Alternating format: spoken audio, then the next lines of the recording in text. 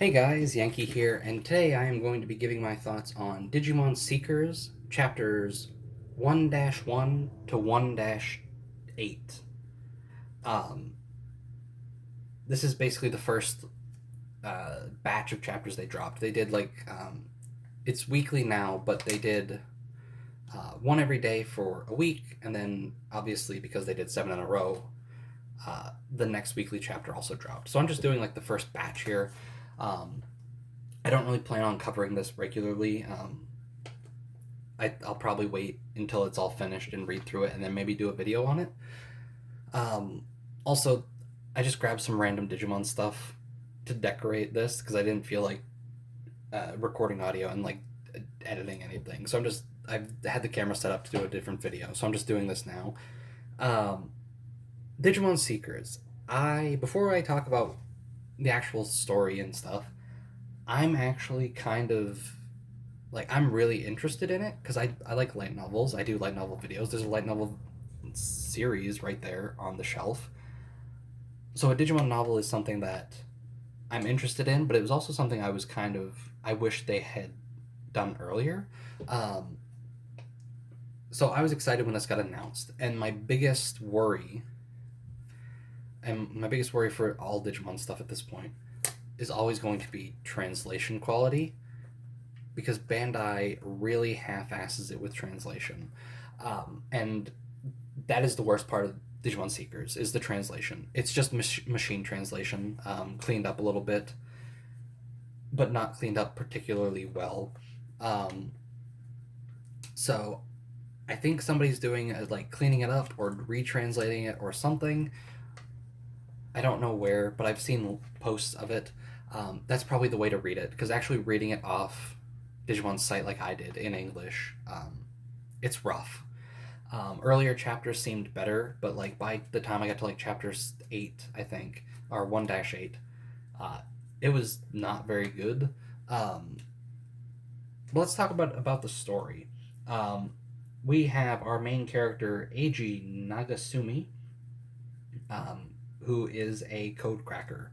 And what is a code cracker? It seems to be just somebody that uses Digimon for things. He goes by the name Cracker Wolf, and I think that's what this whole chapter one um, is called. Um, and also, this isn't all of chapter one. Chapter 1-9, I think, is out now, and it will be out by the time I upload this video. Um, so, like, the chapters are long. So, this is just like not even the full first chapter. But we get introduced to Eiji. We learn sort of what crackers are. Um, and it actually opens up kind of interestingly where we have a bunch of Tyrannomon running around in the subway, um, entering a tunnel to go down to the sewer, and then getting attacked and beaten by some Digimon that we don't know who it is at this point.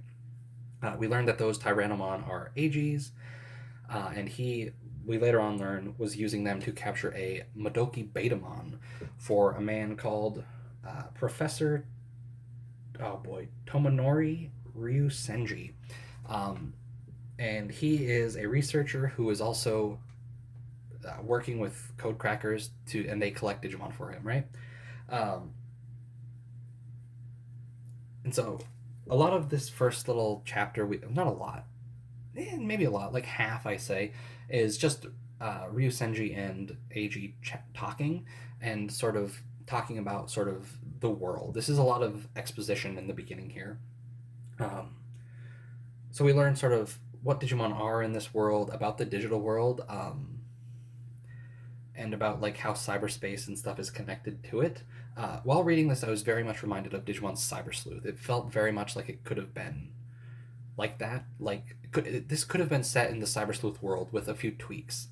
There's no Eden, but like the digital world has been found by Ryu Senji, and like I forget exactly how they explained it, but like here's cyberspace, and then way at the end there's like a world connected to it, and if you get through there, that's the digital world, and that's where Digimon come from, and Digimon are AI creatures that we can use to do things, and uh, it's interesting. And Eiji gets like a chance to see what the digital world is like. through like a hologram that Ryu Senji has, where we also learned that at one point they tried to make Digimon a theme park, and that was a plan that they had to make Digimon Land, but that fell through when terrorists started using Digimon to attack people.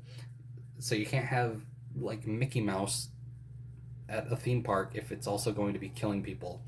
Um, there's a lot of interesting stuff going on in here. It is like, I don't want to say that it's dark, um, but it's just touching on some stuff that you don't really see in the anime so much, but you do see touched on a bit more in the games that are skewing a bit older.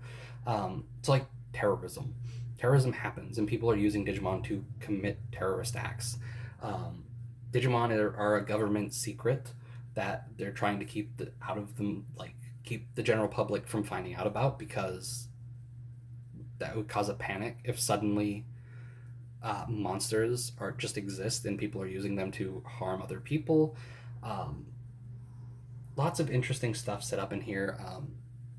We get other um, code crackers and hackers, and like there's a Digimon police force.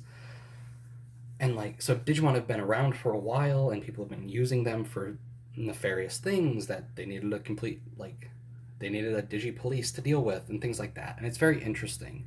Um, and there's a specific thing that gets mentioned when AG first meets Ryu Senji at the like lab that he works at, um, where I forget how it's like breaking the yoke, like I think like something like that, breaking the yoke, which means to enter the digital world.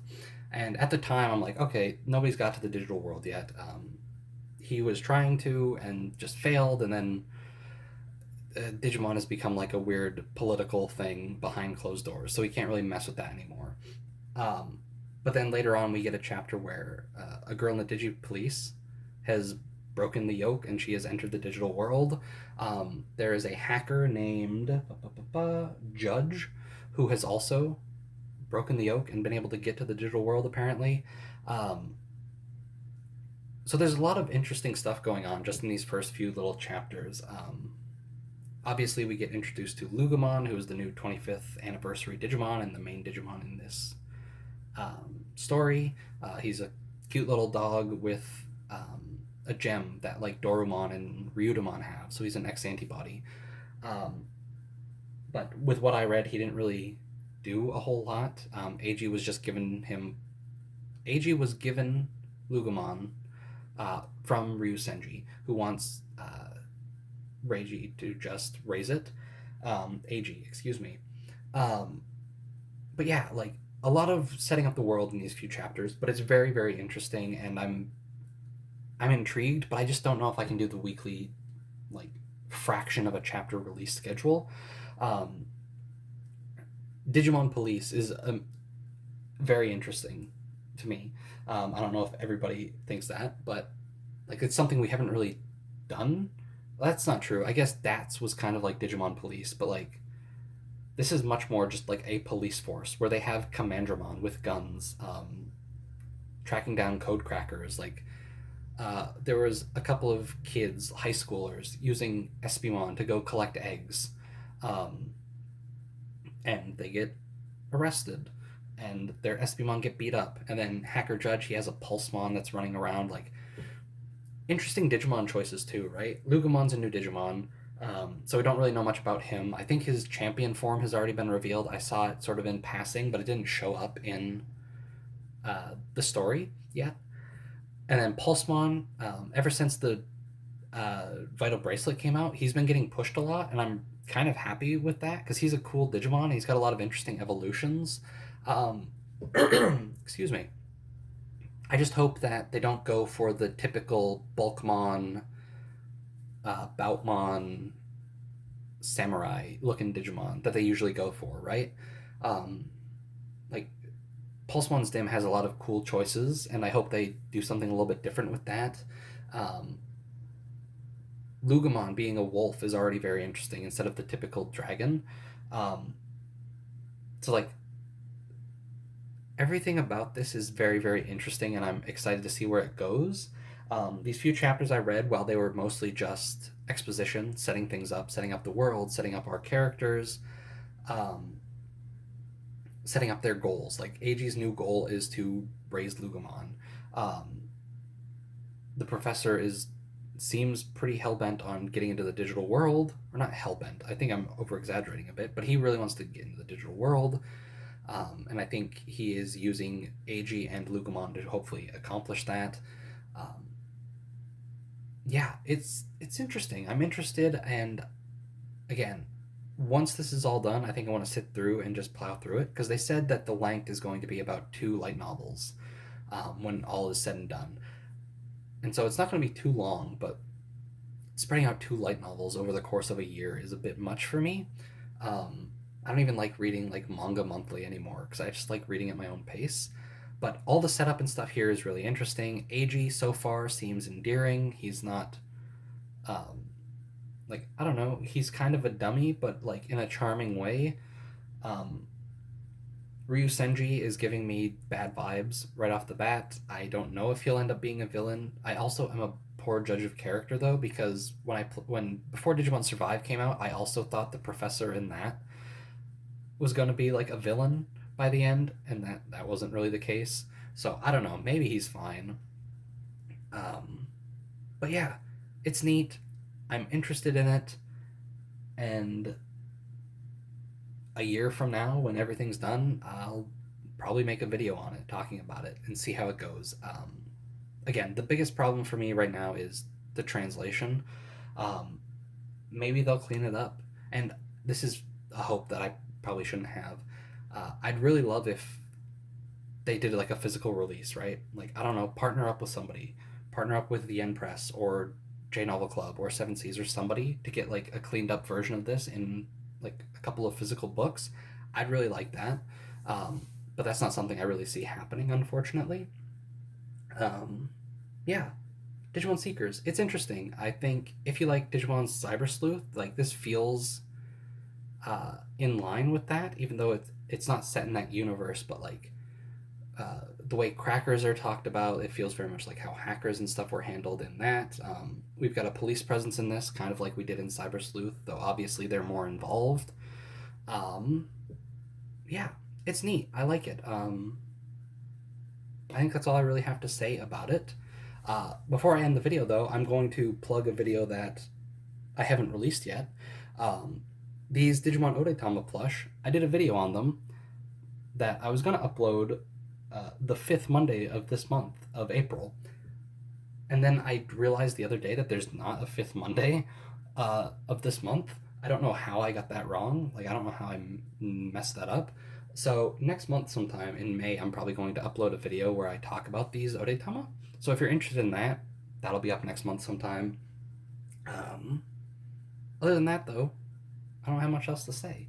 Digimon Seekers, it's neat. I'm looking forward to seeing where it goes. I'll check back in a year when it's done.